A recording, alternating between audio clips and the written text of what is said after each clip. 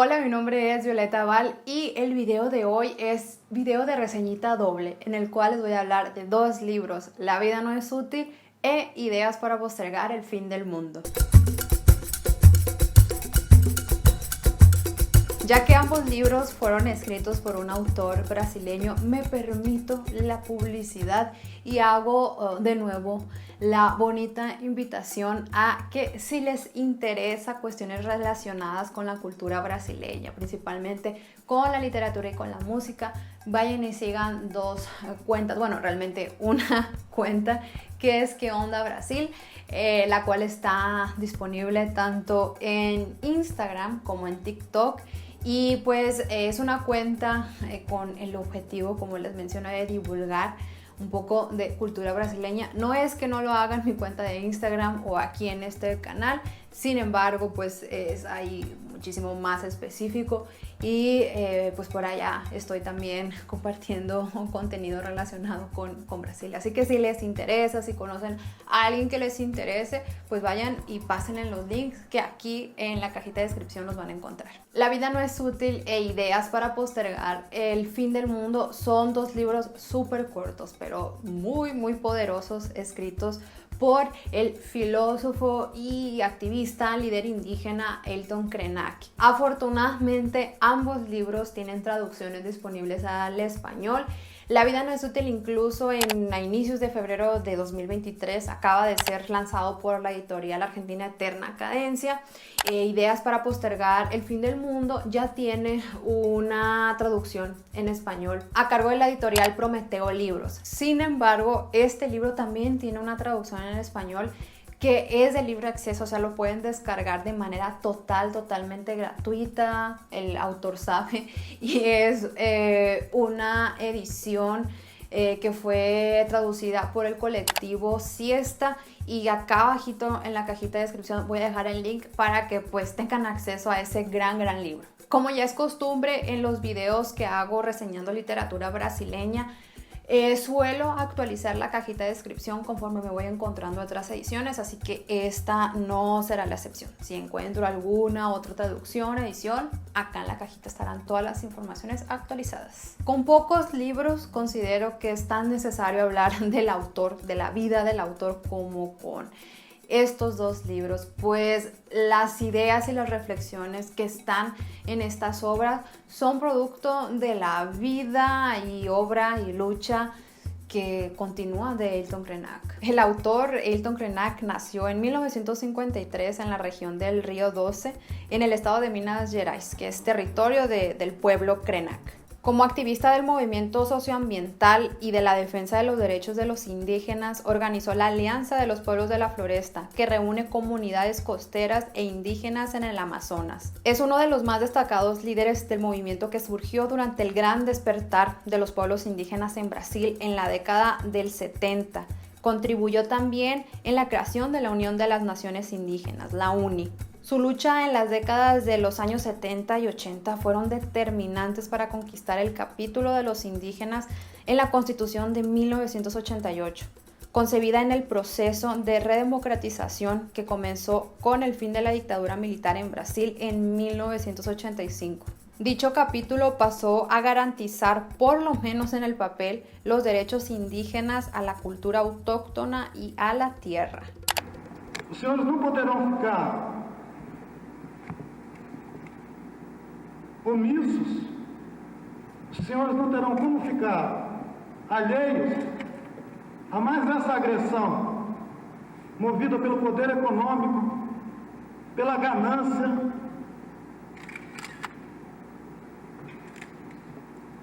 pela ignorância do que significa ser um povo indígena.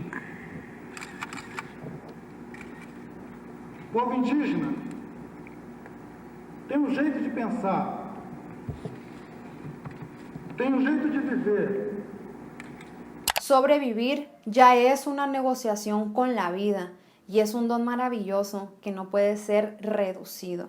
Al pez nunca se le va a ocurrir pensar que el océano tiene que ser útil. El océano es la vida misma, pero a nosotros todo el tiempo se nos exige hacer cosas útiles. Así como en este fragmento y en el propio título del libro, Una de las ideas que Ailton Krenak va a desafiar durante La vida no es útil es el concepto de utilidad. Cuando Ailton Krenak afirma que la vida no es útil, no quiere decir que piense que la vida no vale nada, o sea, no se puso a escuchar a José Alfredo Jiménez, sino que la vida vale, es valiosa, pero no tendría que ser la vida valiosa meramente en términos económicos, monetarios. Aquí lo que Ailton Krenak va a cuestionar es la idea de utilidad ligada a conceptos de productividad, beneficios que vienen de la manera en que pues, las sociedades capitalistas funcionan. Porque al final de cuentas, ¿cuántos de nosotros no hemos dejado de hacer cosas, no hemos dejado hobbies de lado porque no nos dan dinero, porque no podemos monetizar ni siquiera ese momento de simple placer y disfrute? Y aunque esta es la idea central de este libro, de La vida no es útil, hay un tema que quizás conecta un poco a La vida no es útil con el libro Ideas para postergar el fin del mundo, que es el lugar que el sueño ocupa dentro de las comunidades y de los pueblos indígenas, y cómo eso también puede ser una clave para intentar vivir la vida de una manera distinta. Para Ailton Krenak, el sueño es más que un acto, es incluso una institución que pauta nuestras acciones cotidianas. Cuando Ailton Krenak habla de sueño en ambas obras, él se refiere incluso a una dimensión muchísimo más completa de lo que nosotros entendemos por sueño. Es el sueño transformado en visión, en acción, en determinación. Es algo muchísimo más intenso que un simple sueño de consumo, como por ejemplo decir, sueño con tener esta casa, sueño con tener tal cosa, o sueño con tener tal trabajo. Y también más intenso que ese espacio dentro del descanso o mientras dormimos, del sueño onírico, ¿no? Es muchísimo más allá. Y claro que antes de encarar esa dimensión más compleja de la cual Ailton se refiere en estos dos libros, es necesario entender cuestiones más específicas de cómo para ciertas comunidades y pueblos indígenas eso que nosotros etiquetamos como sueños, o sea, esos deseos de consumo y también esos sueños oníricos operan dentro de sus cosmovisiones, dentro de sus concepciones de mundo. En ambos libros él llega a mencionar algunas de esas particularidades específicamente de su comunidad, de los Krenak, pero también menciona a varias cuestiones del pueblo Yanomami. De ellos, yo el año pasado, o sea, en el 2022, pude leer este libro de acá que se llama El deseo de los otros, una etnografía de los sueños Yanomami, donde Hannah Lijmulja, antropóloga, hace un estudio sobre el sueño y cómo el sueño opera dentro de la cosmovisión de los Yanomami. Yo creo que sin haber leído antes esta obra, quizás algunas cosas me hubieran sido más complejas de entender. Y para intentar ejemplificar un poco más esta cuestión, este gran tema de estos libros, vale mencionar tres características de la concepción del sueño dentro del pueblo Yanomami que funcionan totalmente, o sea, opuesta a lo que una persona como yo, que creció y que ha vivido toda su vida dentro de una lógica de sociedad capitalista, pues entiende como sueño. Número 1, cuando un Yanomami sueña, o sea, el sueño onírico, eso que sucede en una fase del sueño mientras estamos dormidos. Cuando, por ejemplo, ellos sueñan con cualquier situación, para ellos lo que están soñando es el deseo de los otros, el deseo de esas personas que ellos están soñando. Y aquí el porqué del título de este libro. En un ejemplo muy, muy práctico y tosco, vamos a suponer que un Yanomami sueña con un pariente, no sé, con una tía que vive lejos de su aldea. La interpretación inmediata y práctica que un Yanomami va a hacer es que la tía, esa tía a la cual soñamos, a nuestra tía, no sé, Margarita, me está extrañando. Y no al contrario, o sea, no quiere decir que yo esté extrañando a mi tía, es mi tía quien me está extrañando. Punto número 2, Por lo tanto, si nuestro sueño tiene que ver más con los deseos de otras personas, o sea, tiene que ver más con cuestiones externas a nosotros, pues nuestras decisiones se van a pautar más o menos en esa línea. O sea, siguiendo ese mismo ejemplo tosco, yo de manera inmediata, una de mis primeras acciones probablemente sería, bueno, mi tía Margarita me extraña, entonces dentro de los próximos días me organizaré para ir a visitarla. Tercer y último punto, si el sueño tiene que ver más con los otros y si ese sueño al mismo tiempo me ha movilizado para yo en mi mundo cotidiano, en mi mundo real, ser influenciado y tomar acciones y decisiones inmediatas. Por lo tanto, también el sueño no es una cuestión meramente íntima y personal, sino que los sueños se socializan, se cuentan, a veces de manera espontánea y a veces en rituales específicos. En conclusión, Freud sale del chat inmediatamente. Como mencioné, esta reflexión sobre el sueño es una reflexión que está presente en ambos libros.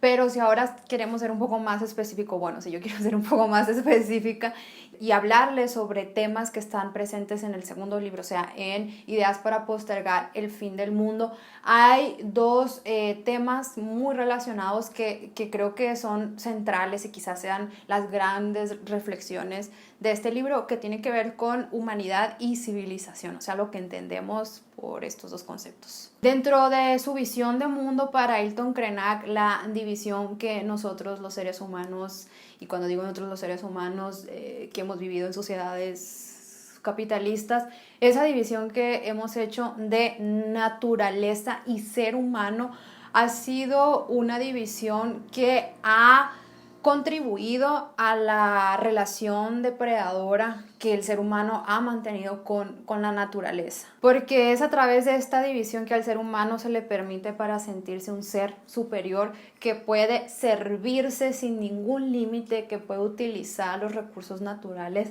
a su antojo. Y aquí totalmente parafraseando a Ailton Krenak, cuando a la naturaleza también se le quitan sus sentimientos y se le quita esa, incluso vamos a hablar en términos más que uno puede entender, sus derechos, ¿no? Es ahí cuando se despersonaliza, ¿no? El río, la montaña, y el río y la montaña y el árbol pasan a ser simple y sencillamente recursos a disposición del antojo del ser humano. Y si ese concepto de humanidad ha construido otro concepto aliado, es la idea de civilización, una civilización totalmente homogénea que hace 500 años en nombre de esa civilización se mató, se asesinó, se aniquiló, y que no ha sido más que la imposición de una simple forma de vivir, de sentir, y que ha aniquilado la diversidad y las diferentes formas de ver el mundo, y no nada más de verlo, sino de consolidar esas visiones, de que esas visiones existan. Finalmente, un concepto que aparece en Ideas para postergar el fin del mundo es el concepto de antropoceno. Y una cosa que vale mencionar, que debí quizás mencionar al inicio, ambos libros son adaptaciones de conferencias, entrevistas que Ailton ha dado. Por lo tanto, por esta característica, son libros en donde los temas, hay unos temas como los anteriores que son mucho más profundizados y los otros son simplemente destellos. En el caso del antropoceno, ese es un ejemplo. No se nos va a profundizar, pero sí va a aparecer. Y de verdad que muy brevemente lo único que yo les puedo decir sobre el antropoceno es que de alguna manera es una teoría, ¿no?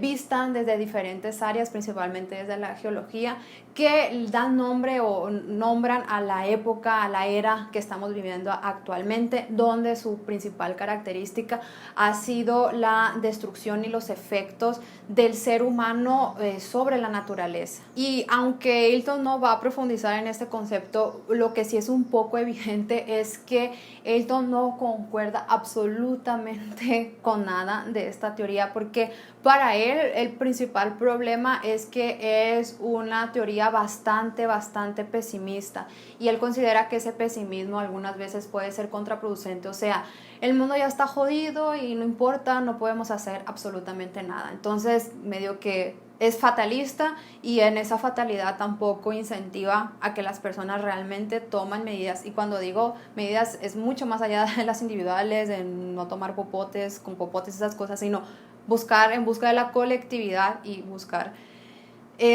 acciones que sean muchísimo más impactantes y que tengan un impacto más inmediato. Además de esta crítica que él hace, ¿no? de ser súper fatalista y medio que, sí, está bien, ya aquí no podemos hacer nada. Lo segundo es que también esta teoría invisibiliza y generaliza, o sea, todo lo que está pasando en el mundo es culpa del ser humano, punto. Y esto hace también que se invisibilice sistemas y modos de vida que, a pesar de toda la destrucción, a pesar de la represión y a pesar de las masacres de siglos,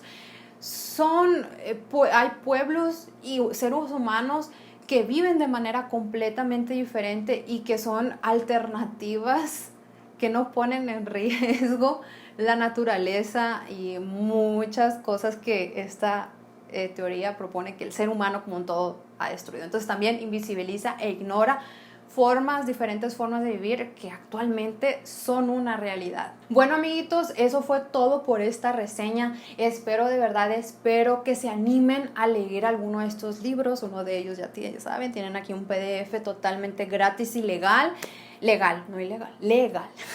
Pero cuéntenme acá abajo en los comentarios si ustedes ya leyeron algo de este autor, si también alguna recomendación que aborde algunos de los temas que traje aquí en esta reseña. Ya saben que siempre cualquier recomendación es súper bienvenida, y pues nosotros nos seguiremos viendo en el próximo video. Hasta más.